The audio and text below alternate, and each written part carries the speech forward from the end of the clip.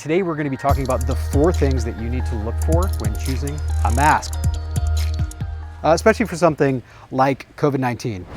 The first thing is particulate filtration.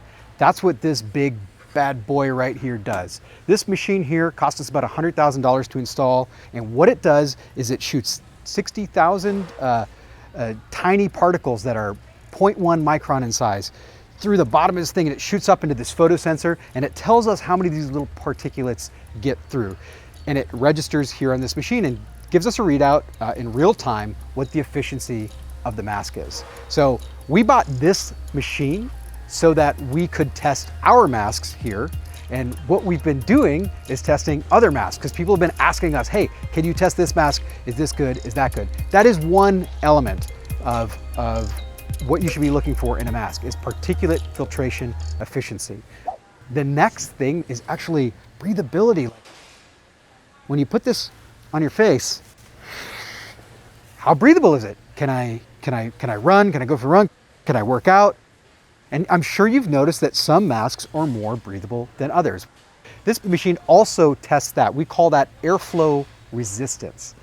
ASTM actually just came out with a new standard, and they said that anything below 150 pascals, stick with me now, is required if you're going to wear this mask for a period of time longer than a couple of hours. Now, our masks kind of do test out at the upper range of that, probably about 120, 130 pascals. So it is a little bit harder to breathe than maybe, you know, a cloth mask, right? Which would be more like a 50 to 100 pascals, depending on how thick it is.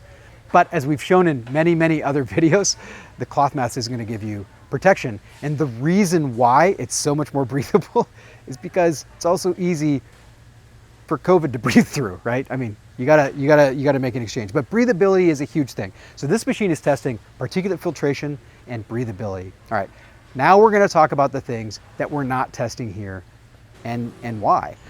The next thing is liquid barrier penetration.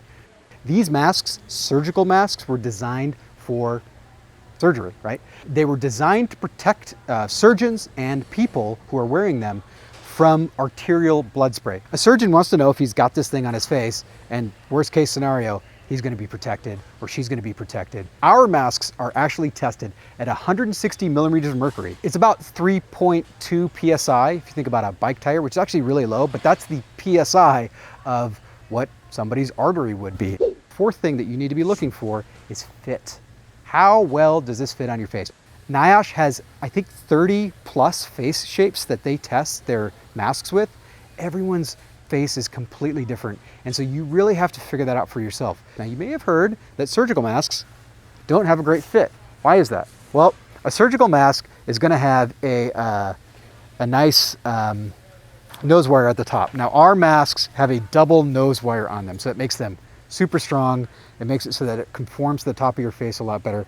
I don't get any air coming out this way. You will notice that maybe there's a little gap here, but the way that my face is shaped and the way that my jaw is shaped, I don't really get much leakage here either. But there is some leakage that I get on the side, but it does fit me pretty well, you can see. Now maybe, again, I would look into, look in the mirror, see where the gaps are. There are things called mask fitters or mask braces. One of my favorites is Fix the Mask, where it actually gives a perfect seal around the edges of a surgical mask.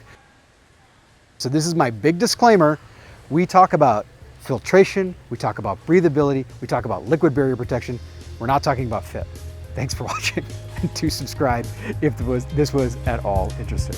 Catch you next time.